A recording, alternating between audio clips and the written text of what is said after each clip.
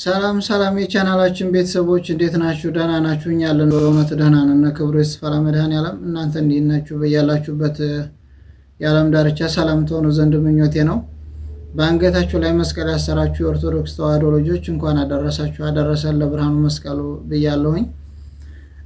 ዛሬ ለእኛ ለኦርቶዶክሶች ማለት ነው ልዩ ቀን ነው። የጌታችን የመድኃኒታችን የኢየሱስ ክርስቶስ የመስቀል በዓል የሚከበርበት ስለሆነ ለእኛ ልዩ ቀን ነው። ለእኛ ለኦርቶዶክሶች መስቀል ኃይላችን ነው፣ አርማችን ነው፣ መገለጫችን ነው እና ዛሬ ለእኛ ልዩ ቀን ነው።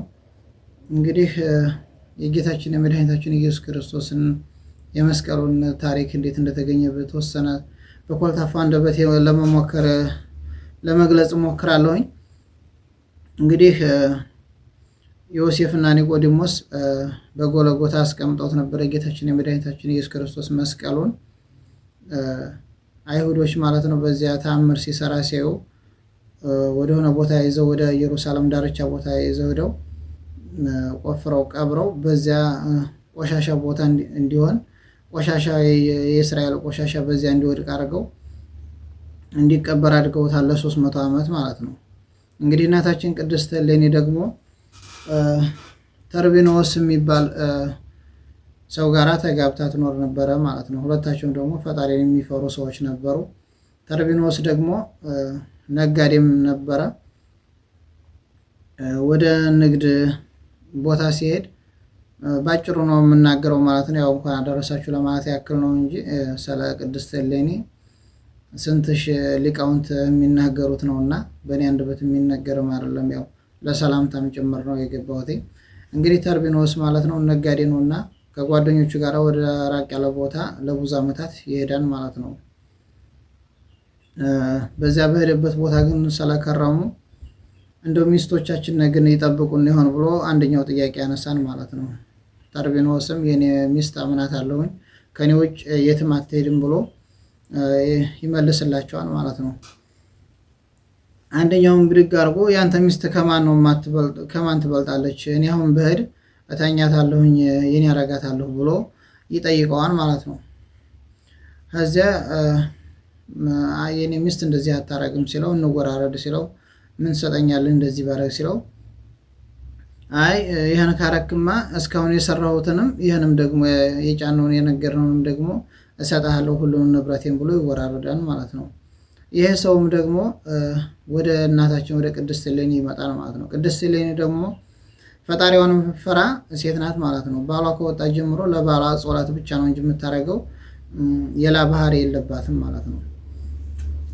እንግዲህ ከቤቷ ሲሄድ የቤት ሰራተኛ እሷም እመቤት ናት፣ የቤት ሰራተኛ አላትና የቤት ሰራተኛዋን ቅድስት እሌኒን እንግዲህ ሊያናግርሽ ከበሩ ቁሟን ብለሽ ንገሪያት ሲላትኝ እሷም እያፈራይ ወደ ቅድስት እሌኒ ሄዳ ከበሩ ሊያናግርሽ የሚፈልግ ሰው አለ ውጭና አናግርሽ ስትላትኝ እንዴት እኔ ባሌ በሌለበት እንግዲህ አናግራለሁ ብላ ከሰተቻት አስወጣቻት ማለት ነው።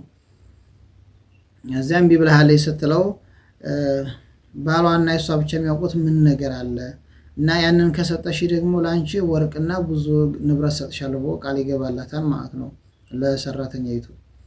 እሷም ደግሞ ወርቅ አለ ብላ ስነግረው እሱን እንድትሰጠው ይጠይቃታል ማለት ነው።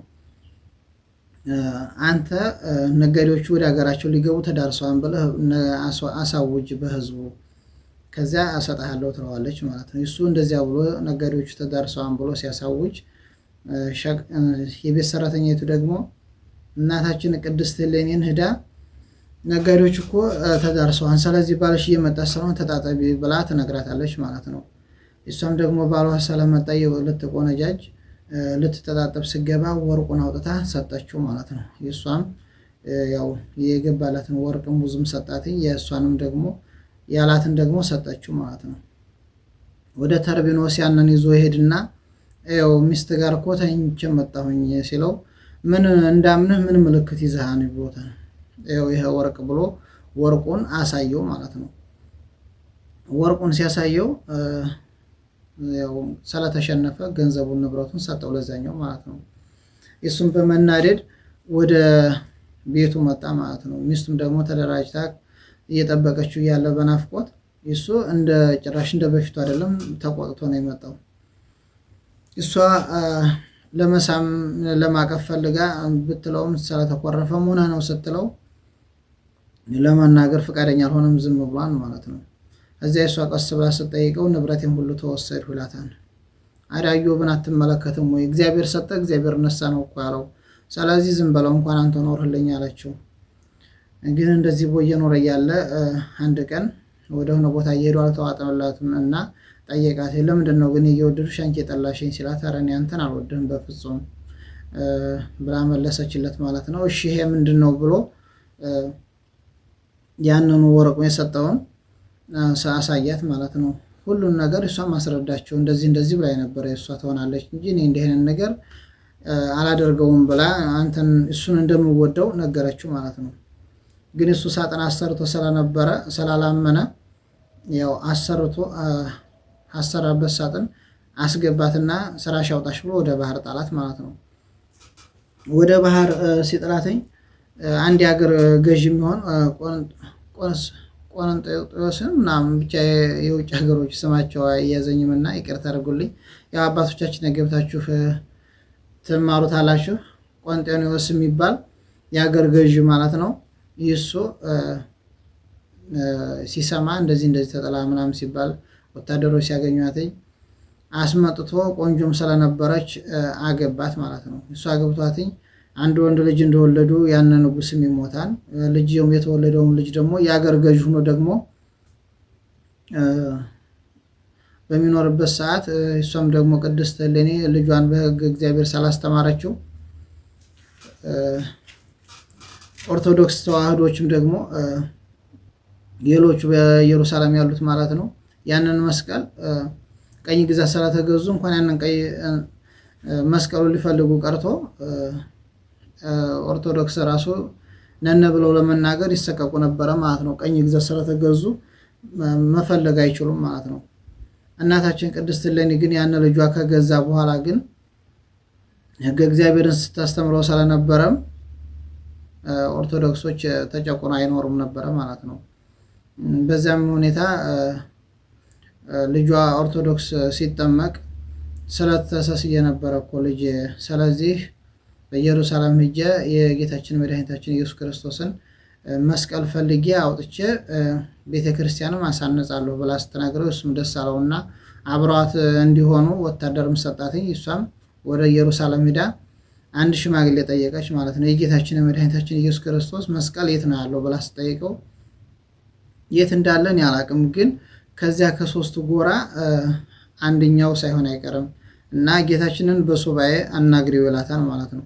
እናታችን ቅድስት እሌኒም ደመራ ሰርታ ዕጣን በማድረግ በመጀመሪያ በሱባኤ አናግሪው ሲላትኝ ሱባኤ እዛ ስታናግረው የጌታ መልአክ ተገልጦ ደመራ አድርገሽ ዕጣን አድርጊበትኝ መስቀል ወዳለበትም ዕጣኑ ተመልሶ ይወርድበታል በዚያ ይኖራል ብሎ ነገራትኝ። እናታችንም ቅድስት እሌኒም ደመራ ሰርታ ዕጣን በብዛት ስታደርግበትኝ ዕጣኑ ወደ ላይ ሄዶ የዝግዝግ አጎንብሶ መስቀል ወዳለበት አቅጣጫ ጠቆማት ማለት ነው። ስለዚህ በዚያ ምክንያት ነው ዛሬ መስቀልኛ ደመራ የምናበራው ማለት ነው። እና ቅድስት እሌኒም ደግሞ ያን ዕጣን በመለከታት ምክንያት ሄዳ ያንን ቦታ እንዲቆፈር አድርጋለች ማለት ነው። ዛሬ መስከረም 17 እንግዲህ በዛሬው ሰዓት ማለት ነው የሚከበረው የተገኘበት ሳይሆን ቁፋሯ የተጀመረበት ቀን ነው የምናከብረው ማለት ነው። የተገኘው ደግሞ መጋቢት 10 ነው ማለት ነው። 7 ወር ከተቆፈረ በኋላ ነው ማለት ነው መስቀሉ የተገኘው። እና በእውነት በጣም አበዛሁባችሁ። እኔም በኮልታፋ አንደበቴ እግዚአብሔርን ቃል አጣምም ያለሁኝ። እግዚአብሔር ይቅር ይበላና ሁላችንንም እና በዓሉን የሰላም የፍቅር ያደርግልን። በእውነት ደግሞ በቀጣይ ዓመት ደግሞ ያሰብነው ከኃጢአት በቀር ሁሉ ነገር ተሟልቶልን በሀገራችን ሄደን ቤተሰቦቻችን ነገር የምናከብር ያደርገን። ሀገራችንን ኢትዮጵያን ሰላም ያርግልን፣ ፍቅሩን አንድነቱን ይስጠን፣ ዘረኝነትን አጥፍቶ ሁሉም ወደ ልማት የሚዞርበት ይሁን ብዬ እመኛለሁ። የሁላችንም ጸሎት ነውና በየ ሃይማኖታችሁ እናንተም ጸሎት አድርጉ። እግዚአብሔር ከእናንተ ጋር ይሁን። እግዚአብሔር ከፈቀደ ደግሞ በሌላ ቪዲዮ እመለሳለሁ። ማሰላም